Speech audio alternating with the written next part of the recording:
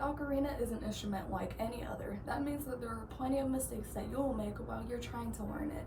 So, using what I found on the internet, combined with my own personal experience, I've compiled about 14 mistakes that I think a lot of beginners and ocarinas make while they're trying to learn the instrument.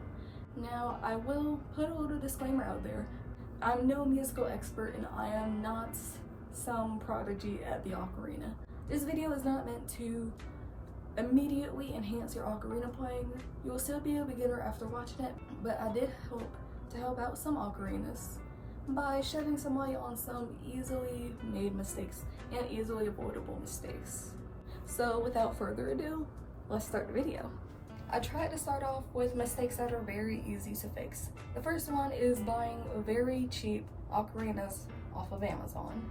These ocarinas usually are not tuned. The quality is very hit or miss. They're not ergonomic and they're just terrible to play as a beginner. So it's better to start on a good quality ocarina from a trusted maker. Do not give in to those $15 ocarinas that you see on Amazon.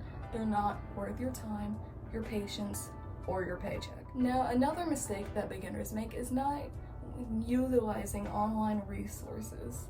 There are a lot of good tips online and there are a lot of ocarinas online, but not too many in person. And if you go into your local library, you probably won't find a book teaching you how to play ocarinas. So, utilizing what is online and learning from the professionals will help enhance your ocarina playing. Now, another mistake that I personally am guilty of is buying too many ocarinas at once. Ocarinas are very affordable compared to other instruments, so it's easy to buy way too many, but it's honestly better if you just start with one. Ocarinas are not standardized like your normal piano or guitar, so you can't easily switch between them. You have to get used to the ocarina you have and get good with it. Once you get good with one ocarina, then you can start looking at multi-chambers and ocarinas in different keys. Do not start with 20 and try to play them all at once. It will not go well. Another mistake, I am guilty of this one, inconsistent practice. What I mean by this is you learn a few songs, then you go on a hiatus for about 2 months, and then you pick it back up and the cycle continues. If you play once every blue moon, you are not going to make consistent progress. You have to play preferably daily or a couple of times a week, depending on what your schedule allows, to make consistent progress. I know that life happens, but if you want to get good at anything, you have to make consistent progress and keep moving forward. Another problem that is pretty easily fixable is learning with ocarina tabs. More specifically, relying on ocarina tabs. If you rely too heavily on ocarina tabs, you can never hope to get good at an ocarina. Ocarina tabs just are not good. They are inferior to other learning methods like sheet music and learning by ear. The problem with ocarina tabs is, for one, there is a very limited number of them. Outside of nursery rhymes, some religious songs, and Legend of Zelda music, you will not find ocarina tabs for other music. So when you try to learn on them, you are limiting yourself to the amount of music you can play, which is a problem in and of itself. But ocarina tabs don't tell you what time signature music is written in.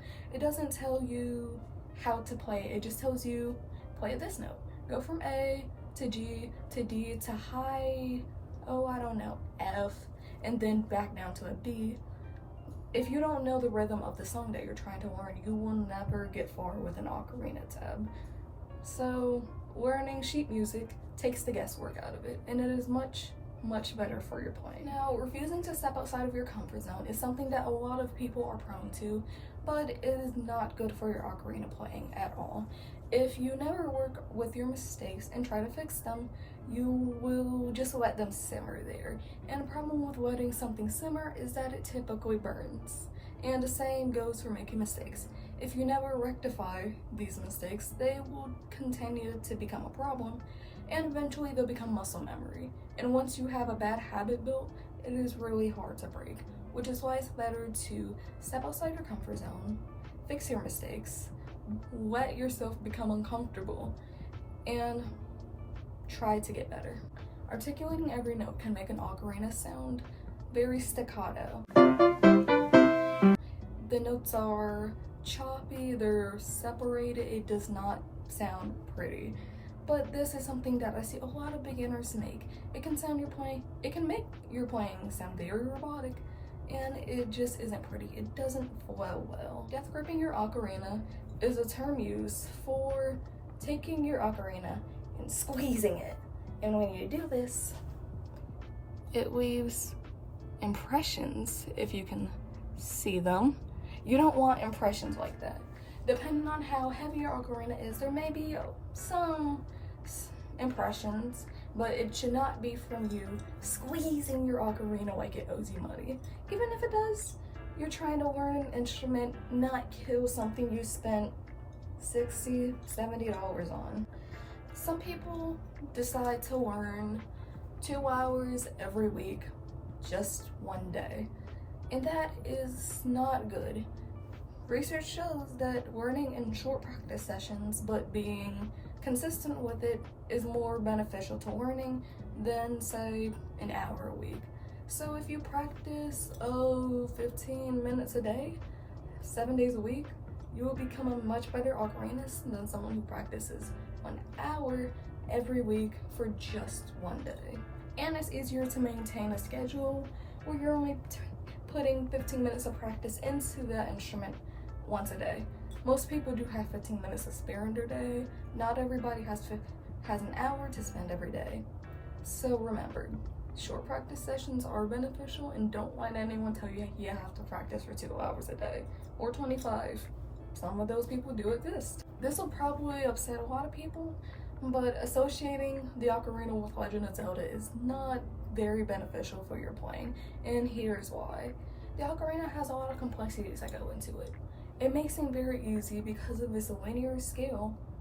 A C major scale is just lifting your fingers up in a row. There's a trap that you'll get into associating the ocarina with something very easy.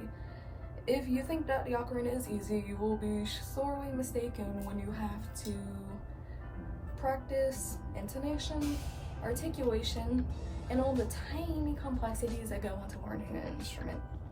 The ocarina is not as easy to learn as some people may tell you, and it is not just an instrument from a game series. The ocarina actually predates the Legend of Zelda series by thousands of years, and it's been around since Mesoamerican cultures have been. It's true. Every instrument is hard to master, and you just don't want to put your expectations in the wrong place by assuming it's just a toy for a kid's game, because it's not. Ocarinas are really cool instruments once you get to know them. Let me ask you a question. When you breathe in and breathe out, do your shoulders rise and fall? Like, you're breathing wrong, and here's why. Your lungs do not expand up and out. They expand down and out. When you breathe in and your stomach raises. Like this. Did you see how the ocarina pushed forward? That was my stomach pushing it forward. Using diaphragmatic breathing through your abdomen, breathing through your stomach, will allow you to take in more breath than breathing through here, which is not how you're meant to breathe. Breathing through your stomach allows you to not only take in more air, but have better control of that air. Try it. Breathe in through your stomach and try to let out a stream of air consistently. Now try the same breathing up here. The air just leaks right out, and that is not what you want for playing an ocarina. Not only do you have to control how you use your air, but how much of it you use. You can't just all at once. You have to control that airstream. You have to find places in the music where you can stop to breathe, because if you just play a passage of music and breathe every time you run out of air, it is not going to sound pretty. I've heard people sing and I've heard them breathe whenever they just run out of air, and it sounds funky. So learn to breathe properly and learn to control your playing out of tune is one of the biggest mistakes that beginners will always make. The ocarina's pitch is very unstable by its nature, so you have to play alongside a tuner to show you how much air to use for each note that is on your ocarina. Luckily, consistent practice with the tuner can fix this problem, so even if you're playing out of tune, don't worry, there is still hope for you, but try to learn intonation as quickly as possible so that you don't build in muscle memory and bad habits that lead to you playing that C as C sharp. Next tip that I have yet to see mentioned anywhere for ocarina tips: surround yourself with people who support you and ignore the haters. I am telling you to stop reacting to the haters. Let the haters be motivators. What other people say at the end of the day does not matter, and don't let someone's bad attitude affect how you view your ocarina playing.